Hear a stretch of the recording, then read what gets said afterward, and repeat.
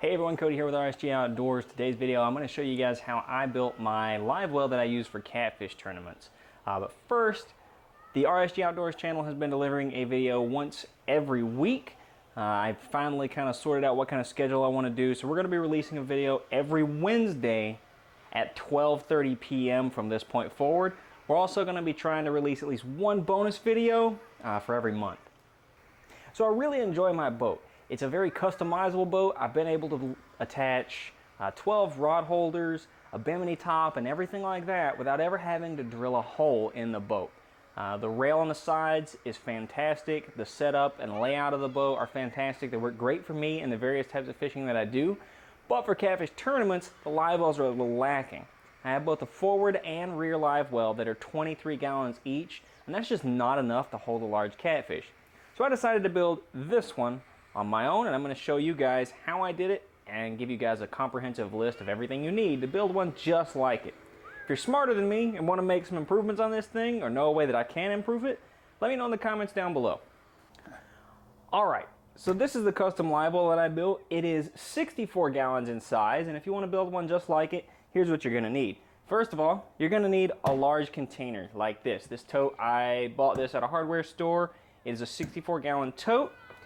You're also going to need a pump of some kind. You can use your preference. I used an Attwood T800 pump. I ordered it off of Amazon. It was like $33, and they have replaceable cartridges, so in the event that the cartridge dies, I can replace it without having to take apart my whole assembly here.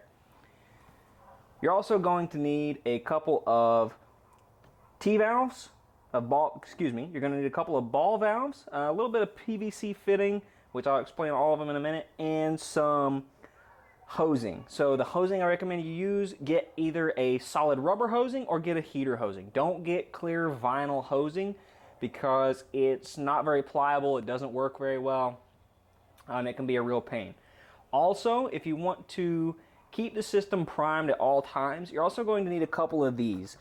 This is a foot valve, and this one's kind of expensive. They're like $20 a piece because they're brass. You can get them much cheaper in plastic, which is what I would recommend you do. I bought these because I needed this thing to work, and they didn't have plastic ones when I went to the hardware store. So get plastic ones for a sometimes used live well. Okay, so in order to assemble this thing, what you're going to do is you're going to take your tote and you're going to mark out about the height where your pump can sit, and it will be just above the edge of the tote itself here. And what I did is I used these little things right here. Now these are cable tie mounting pads. They're relatively inexpensive. I think they were like $2 for a pack of 10. Make sure you get the outdoor ones so they can take the heat and the constant exposure to water. So you're going to use those and mount a couple of them at the same height as your T-intersection that you're going to use. So what you're going to need, since this is a T800, the intake section, which is the bottom, is a 3/4 inch threaded pipe. And the output section is a 1/2 inch threaded pipe. So the way that I did this was I took a T-intersection made of PVC that had a threaded one side and a slip on the other two sides. You can make various adjustments to this as you have parts availability and what have you. I then took two pieces of 3/4 inch PVC pipe and inserted into the T, and then onto each one of those, equal distance apart, or at least as close as I could get, I put a 3/4 inch ball valve. So when I turn one way or the other, I can set this pump up so that it's acting as a fill pump or as a recirculating pump. This prevents you from having to have two separate pumps just in order to manage this one live well. So if we're going to go to the recirculating side that we can see now, it's then going to go to another piece of 3/4 PVC into a slip 3/4 barbed piece of PVC. Now, the barbed section is so that you can slide a piece of tubing or hosing onto it and then secure it with a hose clamp. This one's got a screw attached. You can use whatever kind you like. So this piece of hosing just has to be long enough to reach the bottom of your tank, and then attach your foot valve. Same deal here. It's a 3/4 foot valve with a 3/4 barbed on one side and threaded on the other, so that the foot valve threads directly to it, and the barbed section goes into the hose and is again secured to the hose clamp. So going to the intake side of things, where we use it to fill the tank, slide it down so you can see a little better. So same deal on this side, all the way up to the hose, and then I took the hose and I drilled a hole through the side of the container and routed it out. So this hose is always chilling out outside, and you'll notice this one has a filter screen on it. I'll show you all how I did that.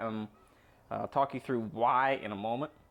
But then all I need to do in order to fill this thing up is to open up this valve like it is, close the recirculation valve, toss this off the back of the boat into the water, and turn the pump on.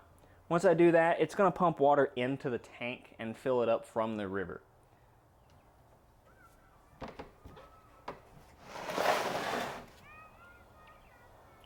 So once you get that far, you're going to go to your output section. Now, like I said, this is reducing down to a half, and that's how the tank builds a certain level of pressure so it can actually push water some distance. Reduces from a 3/4 down to a half. So what I did here is, this is a 3/4 threaded insert, and I used a 1/2 reducer to slip into this. So it slipped in, I glued it, I then took a piece of 1/2 PVC pipe and glued it into this side, coming down here to, slide it down so you can see, coming down here to a 1/2 slip T-valve, or T section. So the reason I did this is because I wanted one section going down to act just as a fill or drain. So if I open this, then water just pours into the bottom. And I also wanted to have access to a spray bar if I wanted to use it to aerate the water a little bit better. So I can close this after my tank is full, open this one, and then I have aeration because the water is spraying out through this spray bar, just like you have in a traditional live well mounted in a boat.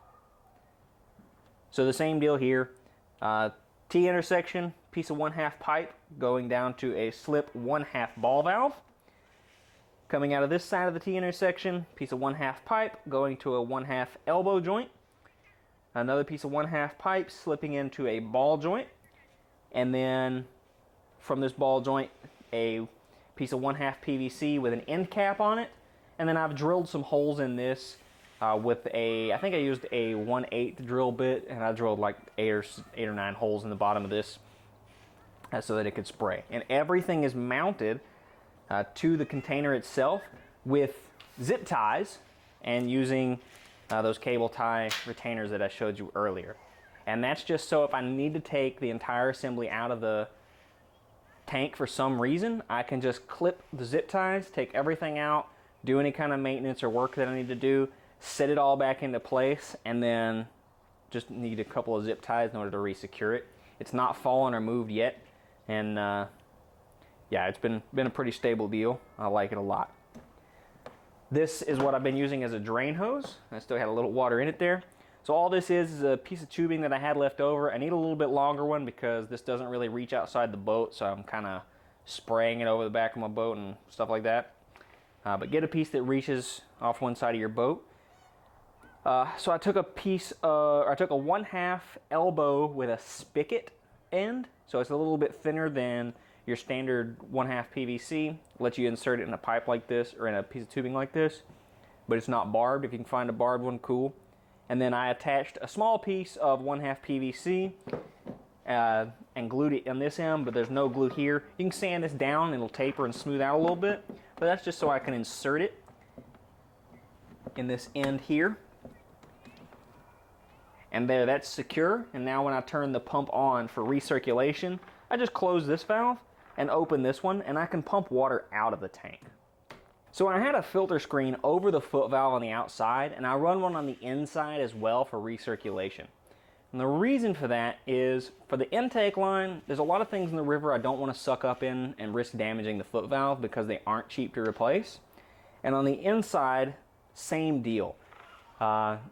Notable for Mark and myself, when we fished the Night Stalker Association tournament, we had a pretty nice flathead in here, and he regurgitated some bones and stuff from a silver carp that he had eaten, and one of the ribs actually got sucked into the foot valve, and the foot valve stopped functioning as a one-way valve. When that happened, the tank lost its prime. Now, it didn't hurt anything, but it was an eye-opener for certain situations. So what I did is I went and bought some medium unassembled fish filters. I bought them at, I think I bought them at Walmart. You can probably find them at any place that provides pet supplies. And I took a zip tie and I put the screen over the foot valve like so. Put a zip tie around it.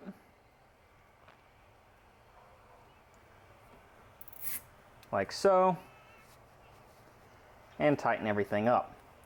Now what this does is, as we pump water in, the water comes in clean, and then as we have fish in the live well throughout the day and the water recirculates, the water gets clean. If you want to, you could probably put some of the activated charcoal inside the filter, and it might pull out some of the other harmful contaminants that the fish produce while they're in the live well. So as far as the wiring goes for setting up this pump, I just drilled a small hole here to route the wiring for the pump itself out. And then I put a piece of heat shrink tubing over top of it, brought it down here to a switch. This is a simple on-off switch. I picked this up at, I think I actually bought this one at Academy. And I just mounted it on the sidewall with the exact same mounting plates that I used. And I wired it into a set of terminal clips. Now these are marine terminal clips. I just connected the wires to them appropriately. And also on the positive side of the battery, you're going to want to put in your fuse, your inline fuse. Use the recommendations that come with the pump to determine what size fuse you need. This one takes a 4 amp fuse. I think the smaller pumps like the T500s take like a 3.5, and the larger pumps take like a 5 or a 6 amp fuse, something like that. Okay, so 2 other small things that I've done to this tank to help it out a little bit is I painted it white. By doing that, I'm reducing the temperature that the inside of the tank reaches. White reflects a lot more light. Make sure if you're going to do this, you paint it a matte color. Gloss colors aren't really going to help you as much. So just do a matte white color, and that will help reflect a lot of the sunlight and stuff during those summer months, and it'll keep the tank a lot cooler and your fish happier and healthier for a longer period of time. I also took some reusable twist ties. I think Night Eyes makes these. And I took 3 or 4 of them. I think I used 4. And I used them to secure the lid.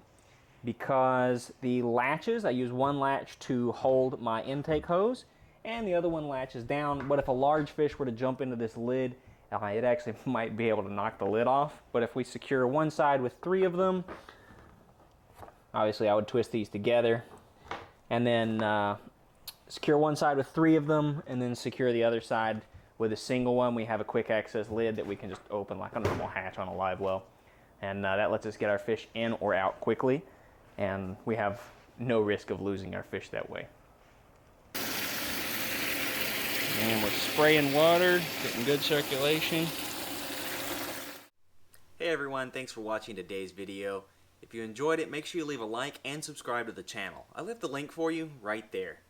If you still need your outdoor fix, we've got another video for you, and its link is right there.